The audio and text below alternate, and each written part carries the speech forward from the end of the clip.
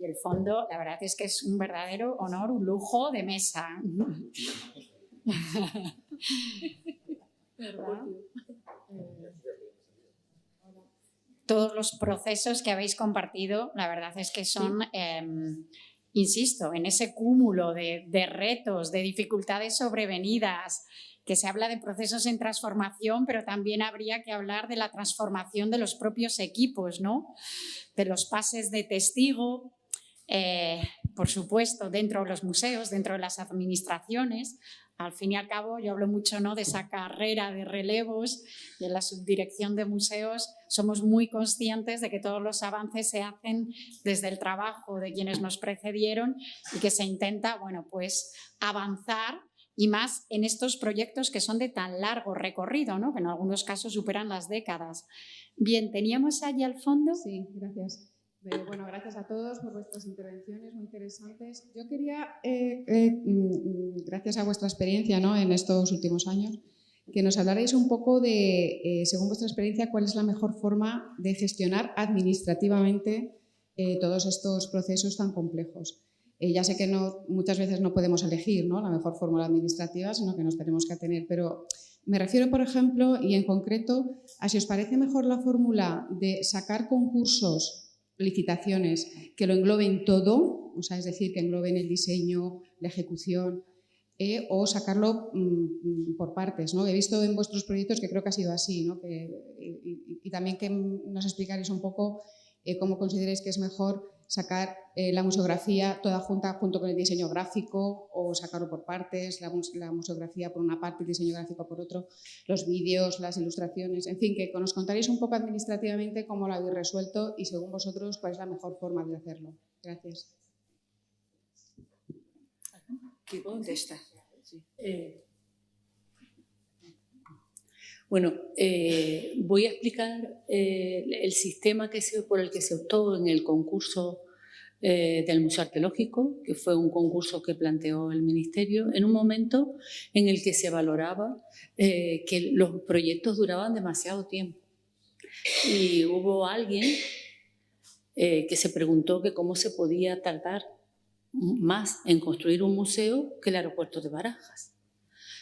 Y entonces, por esa reflexión, gracias a esa reflexión, en un momento dado el Ministerio se planteó con el Museo Arqueológico de Sevilla sacar la arquitectura y la museografía conjunta.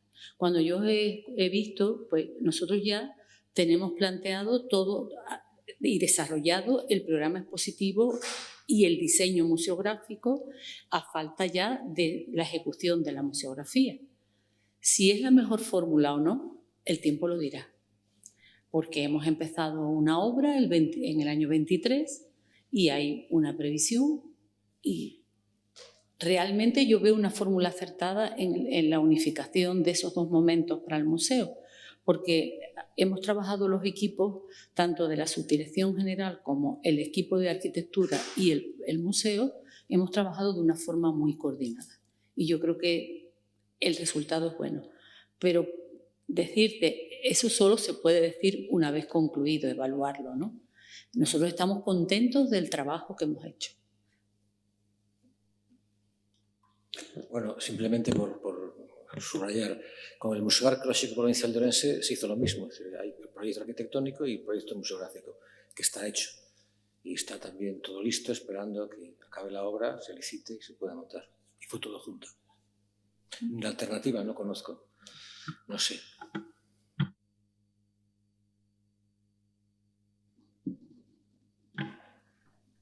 No sé si alguno más de vosotros quiere... A nosotros nos ha facilitado mucho el trabajo. No me puedo imaginar que haya una empresa que haga la señalización, otra la museografía. Sería para mí, creo que bastante difícil de gestionar. Creo que es muy interesante en este caso que el proyecto básico y el proyecto ejecutivo y la persona la empresa pueda tener servicios para todo. Creo que es mucho más fácil.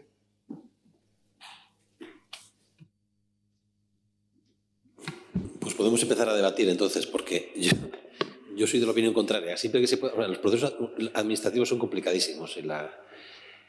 Cuando entras en el mundo de la contratación administrativa y demás, pues te das cuenta de que cualquier contrato, aunque sea pequeño, pues se puede cruzar, ¿no? Pero yo sí que soy partidario desde la experiencia de un museo pequeño, con equipos pequeños, con presupuestos pequeños. Yo creo que es mejor para garantizar un mayor control, o que las cosas salgan más al gusto del cliente, en este caso, no gestionar enormes contratos con grandes empresas que hagan todo, no porque pienses que no hay empresas capacitadas para hacerlo, que las hay, por supuesto, con muchísimos especialistas, y no hacen UTEs y hacen lo que haga falta, ¿no? Porque profesionales en España los hay, y los hay buenísimos. Lo que pasa es que cuando entras a trabajar en la administración, yo vengo del ámbito de la investigación sobre todo, ¿no? De la universidad y demás, y luego llegué a la administración y me di cuenta de cómo la lógica de la gestión administrativa es algo realmente no muy fácil de entender, ¿no? Tienes por un lado la cuestión jurídica, que hay que ser jurídico para ver la realidad de esa manera, y luego la cuestión de la gestión administrativa o contable, ¿no?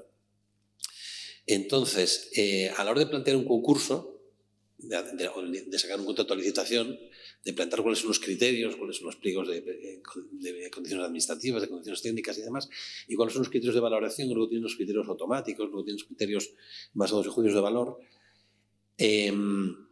A mí lo que más me preocupa es poder, en todos esos documentos administrativos, amarrar las cosas de manera que no se te escapen. No sé si te lo estoy explicando bien.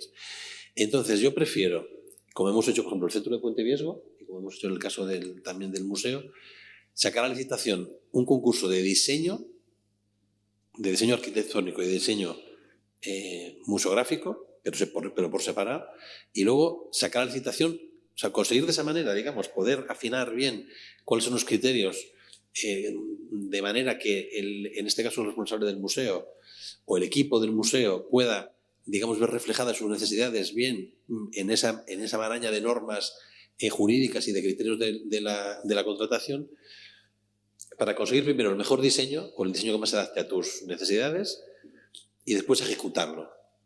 ¿Por qué? Porque de esa manera, por ejemplo, los criterios que son económicos, que siempre tienen mucho peso, los puedes contrapesar con otros criterios que tengan que ver, por ejemplo, con la calidad del proyecto. Y si lo haces de otra manera, es muy probable que en la administración, al final, es la oferta más barata y establezcan mejores garantías y demás, ¿no? Es difícil meter estos criterios de juicios de valor y que además esos criterios de juicios de valor respeten realmente lo que el propio museo quiera que resulte.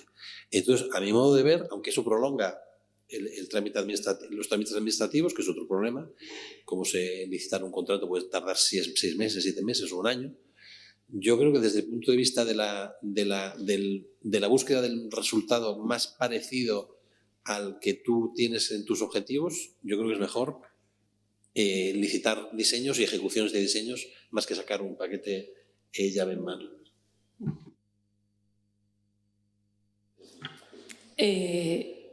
Estando de acuerdo en parte de las cuestiones que has planteado, yo, si pienso en el Museo Arqueológico de Sevilla y pienso en fasearlo de esa forma, creo que no habríamos sobrevivido,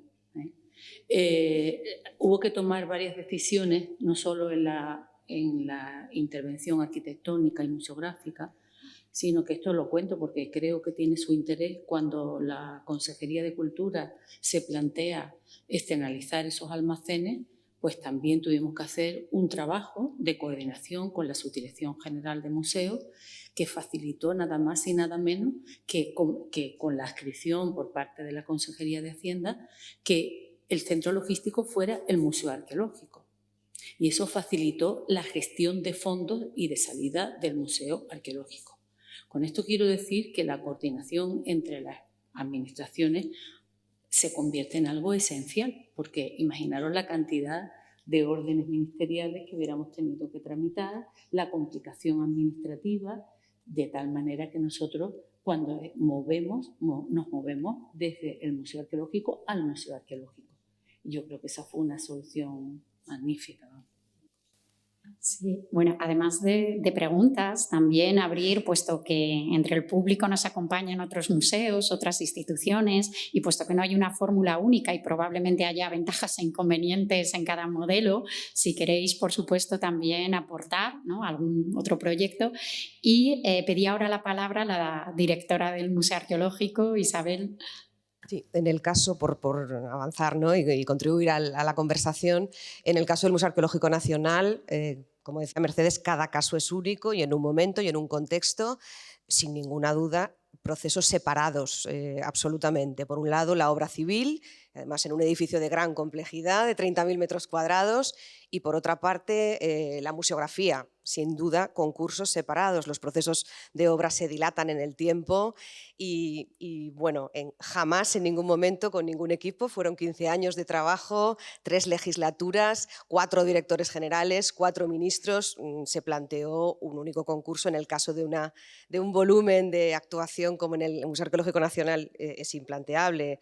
Y luego también tuvimos suerte, porque en el caso del arqueológico, por una parte proyecto de obras, por otra parte museografía, equipamientos, UTES en ambos casos y un denominador común de diseño.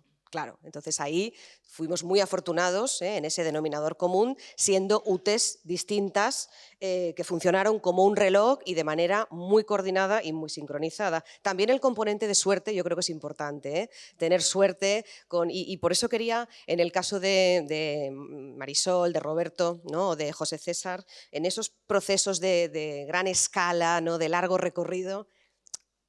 No sé, es una pregunta muy fácil. ¿Qué valoráis más, vosotros que lo habéis visto con tanto tiempo, en estos, ¿no?, proyectos tan largos, ¿no?, por la complejidad de la arqueología, por la complejidad del volumen de la colección, por una historia un poco desgraciada de sedes?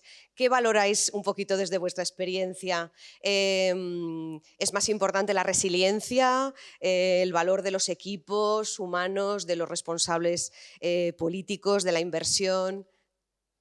Ahí lo lanzo. Bueno, yo, sin lugar a dudas, el equipo que me ha tocado gestionar y dirigir. Sin ese equipo no estaríamos aquí, no tengo ninguna duda. Es un equipo modesto en cuanto a que es un museo con una grandísima colección, con 2 sedes, como he explicado, pero han sido esenciales por el trabajo y las competencias que han desarrollado. Sí, sí.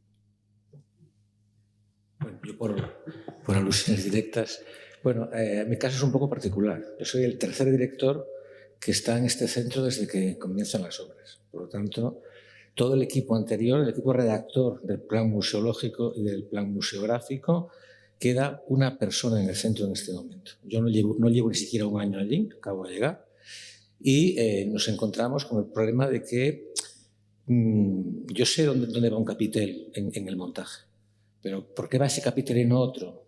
Pues eso lo ha hecho otro equipo, que lo han hecho estupendamente, ¿vale? Que han trabajado muchísimo en el proyecto museo, en las necesidades arquitectónicas, en el proyecto museológico, en el proyecto museográfico, que está listo para que se licite. Ahora, ¿qué ha ocurrido en ese tiempo? Bueno, que la gente ha ido perdiendo un poco la ilusión, eso hay que decirlo, ¿vale? Es decir, cuando tú a la gente le quieres un poco empujar, tenemos que a ver si sacamos esto, la respuesta es, bueno, no ha salido hasta ahora, llevo 12 años y no ha salido, ¿vale? Quiero decir que ahí realmente el mantener la ilusión y ver que la obra efectivamente algún día termina, y no me extiendo más, pero sí una anécdota. O sea, los audiovisuales que se diseñaron hace 12 años, hoy día tienen que ser cambiados absolutamente. Es decir, no tiene nada que ver la tecnología que disponemos hoy con la que se hizo hace 12 años, por ejemplo, ¿vale? Pero bueno, este ha sido un caso de con muy mala suerte, con muchos problemas, y que creo que no es el habitual cuando se entra en una obra integral en un centro museológico. Yo creo saber que es importante todo. O sea, es que es difícil recalcar una cosa más que otra. El caso del MUPAC, a mí, yo había días que llegaba a mi casa y digo, esto es una cuestión que tiene que ver con una conjunción astral o algo así. Y lo digo muchas veces cuando doy charlas ahí en Santander, ¿no?, al público. Si me hubieran encargado de esta charla hace 2 años, sería completamente distinta, ¿no? Porque yo mismo vamos, ha llegado un momento en que he dicho, bueno, esto ya veo que no va a salir, ¿no? Yo tengo compañeros en la Dirección General de Cultura y tengo en el museo una restauradora, Eva, a la que saludo desde aquí, porque Eva lleva muchos años en el museo y ha visto, ha hecho 3 traslados ya del museo, ¿no? Entonces la pobre, cuando ya por fin conseguimos arrancar con este proyecto definitivo, ella, como siempre, me ponía la mano en el hombro y me decía: Roberto, que esta vez, no te preocupes, que esta vez tampoco, ¿eh? Digo que sí, mujer, ya verás cómo ahora esto lo vamos a sacar adelante y demás.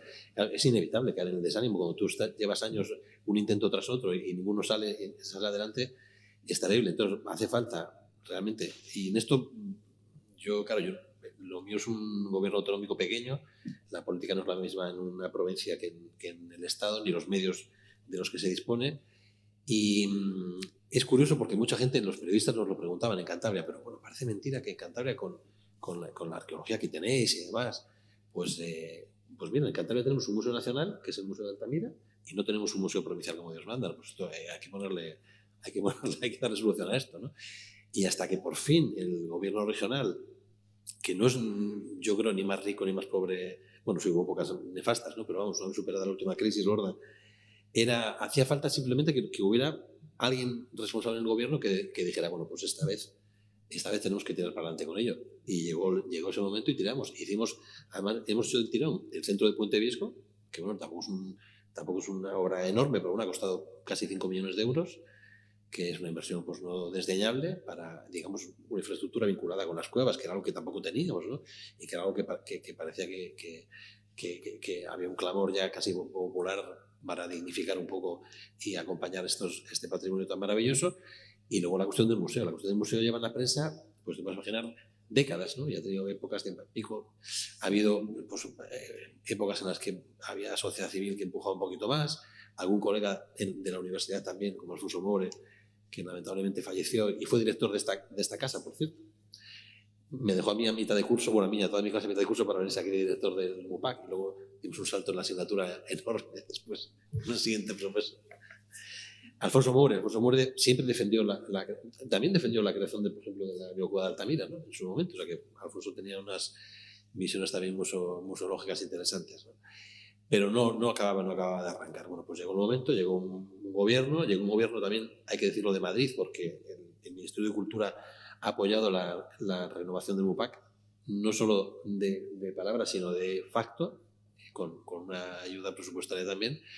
Y después, bueno, pues cuando los políticos se quieren mover, pues se mueven. Un crédito en el Banco Europeo de Inversiones, un aumento en las partidas presupuestarias de cultura, la ayuda del Ministerio, y entonces, entre unas cosas y otras, pues se saca adelante el museo. Ahora que la voluntad de las personas y el ánimo de los equipos es básico, y de hecho, y es lamentable un poco decirlo, ¿no? Como muchas veces instituciones culturales, bueno, y de todo tipo, dependen un poco del voluntarismo de las personas, ¿no? Muchas veces no acompañado por quien te tiene que respaldar, que es tu administración, pero cuando por fin se da esa conjunción, pues es cuando el proyecto sale. Hola, buenos días. Soy Rosario Gómez, alcaldesa de Velilla de Ebro, que es el actual municipio donde estuvo la colonia romana Celsa. Tenemos un pequeño museo, que es una sala más del Museo de Zaragoza. Me acompaña el director del Museo de Zaragoza, Isidro Aguilera. Y realmente, si habláis de situaciones complejas y surrealistas, la de Lépida Celsa es delirante. En este momento tenemos una partida de un plan de sostenibilidad turística en destino para habilitar una vivienda en el centro del municipio, del casco histórico, como sede del Museo Monográfico de la Colonia Celsa, que en este momento está ubicado en una esquina de un almacén de piezas arqueológicas que hay fuera del pueblo, pero en el término municipal de Velilla. Entonces, lo que pedimos es socorro. Llevo 17 años de alcaldesa y la complejidad enorme de gestionar todo esto desde un municipio de 200 y poco habitantes es tremenda y desde luego, camino del desánimo en muchísimas ocasiones. Sé que parte del yacimiento todavía depende del Ministerio, es decir, no consigo enterarme a través de la Administración autonómica de cuál es la situación real. Nosotros, con este plan de sostenibilidad turística en destino, que también lo financia la Secretaría de Estado de Turismo, o sea, que se financia con el Gobierno autónomo, el Gobierno nacional y el 10% que aporta el municipio. Pero esa especie de compartimentos estancos, etcétera, es enloquecedor y desde las fuerzas de un municipio pequeño tremendo, y hay que considerar que estamos hablando de la España despoblada y de las comunidades portantes de las que ha hablado el secretario general. Entonces, es una realidad territorial del 80% de España, con esos recursos que son complejos. Entonces, bueno, pues quiero simplemente dejar constancia de esta situación y de lo complicado que resulta cuando desciendes ya de pequeñas ciudades a mini municipios, ¿no? Que en su momento tuvieron importancia, pero que es complicadísimo, y es sobre todo la sensación de que te ignoran permanentemente.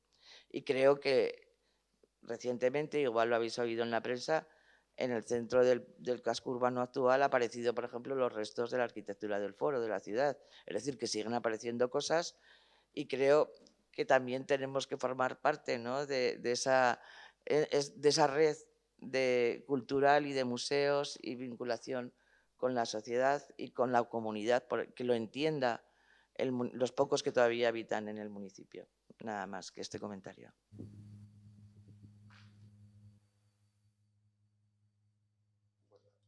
Sí, soy Luis de Miquel, del Servicio de Museos de la Región de Murcia y director del Museo Arqueológico de Murcia.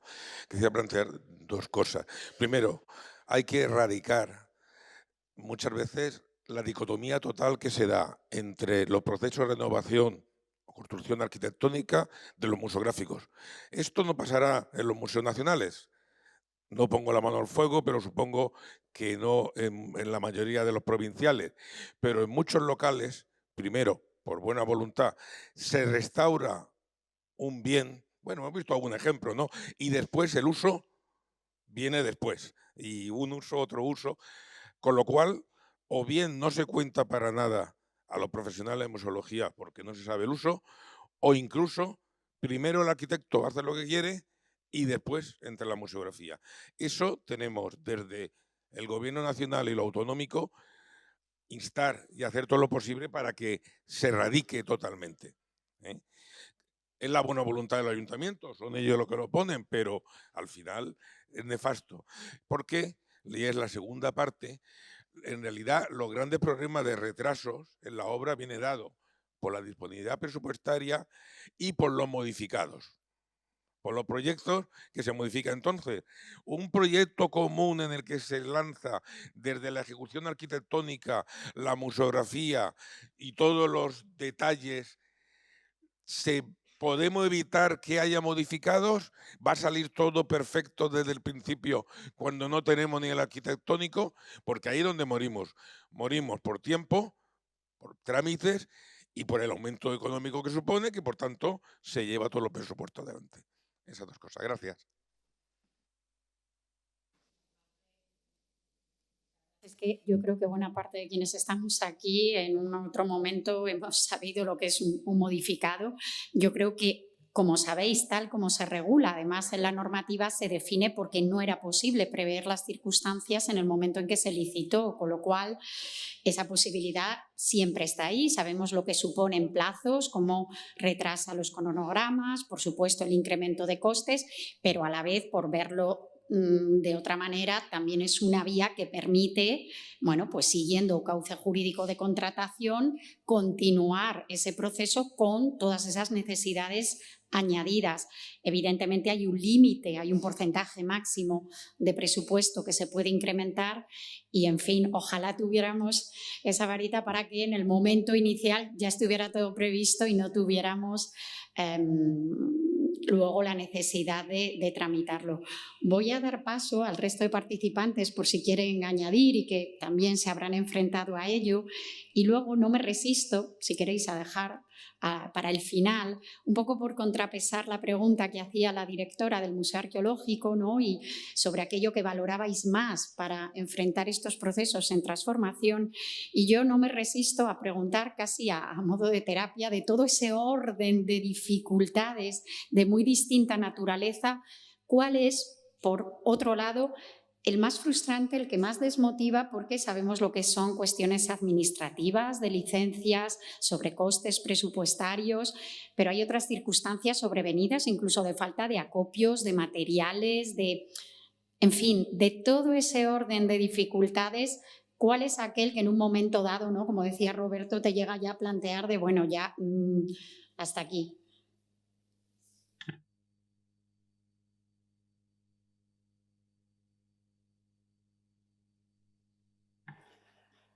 Sí, disculpad. No, yo quería abrir la ronda y luego, si queréis, damos paso también a la siguiente pregunta, que vamos bien. La verdad es que hemos dejado media hora para que tenga lugar todas las cuestiones, todas las preguntas.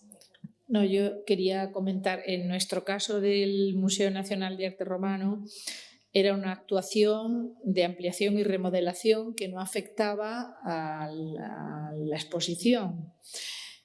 Para mí fue un poco caballo de batalla el defender siempre la apertura del museo, es decir, que la obra, y esto lo saben las compañeras del Ministerio, que la obra no me obligara, salvo en momentos ya que no hubo más remedio, a cerrar el museo, porque el espacio expositivo lo podía tener abierto al público y no me afectaba.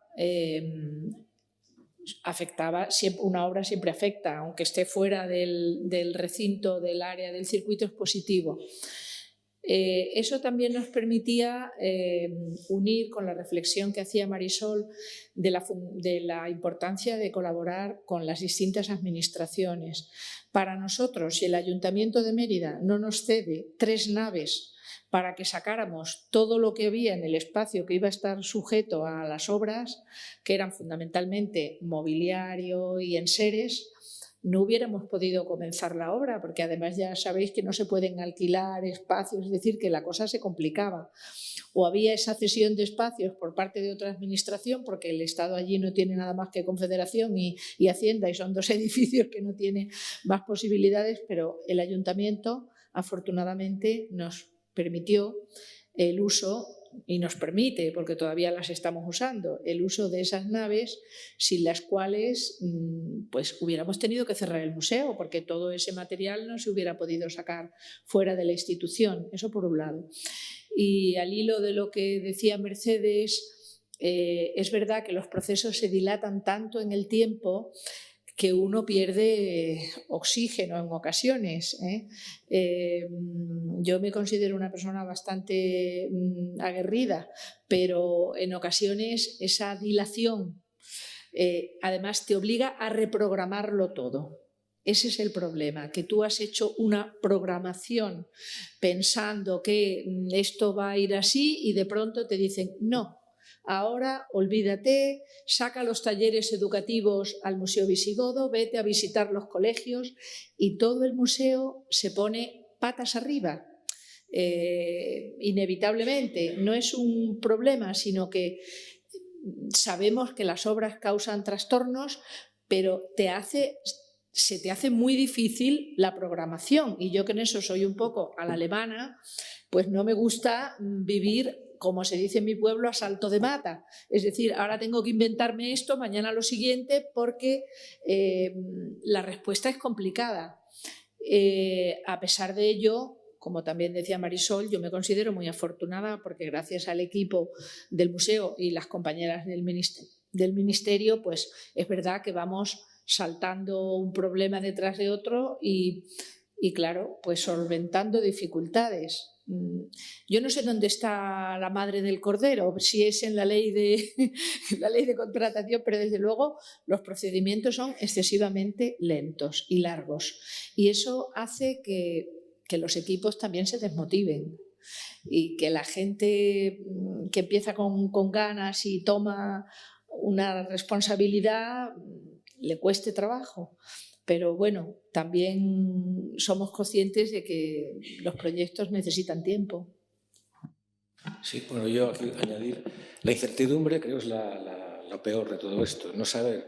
Y segundo, la pérdida de imagen de la institución. Es decir, en el caso de Orense, o sea, realmente para la ciudadanía el museo no existe, aunque el museo ha mantenido todas sus funciones en alguna exposición permanente, que evidentemente no es broma, A día de hoy, para la mayor parte de la ciudadanía, el museo lleva cerrado años y el museo, literalmente, a pesar de su actividad, conferencias, visitas, no existe. Es un museo cerrado. Esa es la imagen que acaba calando en la sociedad. Y eso, evidentemente, también te afecta porque a veces hablas con las personas y te dicen, no, pues ¿cómo que el museo? Si el museo está cerrado. Dices, bueno, no, estamos vivos. Bien, yo creo que coincidimos casi todos. Yo, cuando me preguntaban, lo que más resaltaba era el equipo. Pero también he de decir que la mayor dificultad con la que me encontré fue motivar al equipo. Porque el proyecto del Museo Arqueológico se ha llevado a 4 directores y a 2 generaciones de conservadores. Entonces, motivar de que venga, de que ahora sí sale, de que tenemos que repetir procesos de trabajo técnico inevitables, quizá ha sido lo más agotador.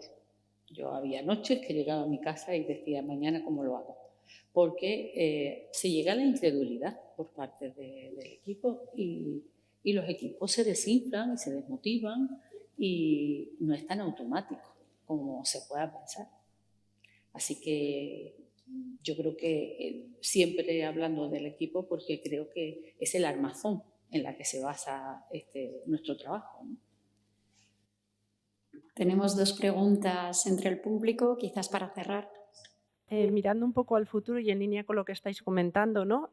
Roberto ha hablado de cuándo se va a ejecutar aproximadamente la museografía del MUPAC y una fecha estimada de apertura. Entonces quería saber si en Mallorca, en Sevilla, en Mérida y en Orense tenéis una idea aproximada de cuándo se implementará la museografía y se abrirá al público. Gracias.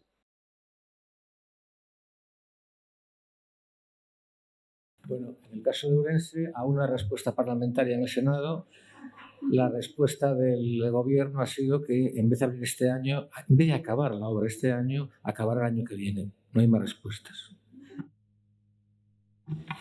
En el Museo de Mallorca, deseable poder celebrar 65 años del Museo de Mallorca, abriendo las 12 salas finales de 2026.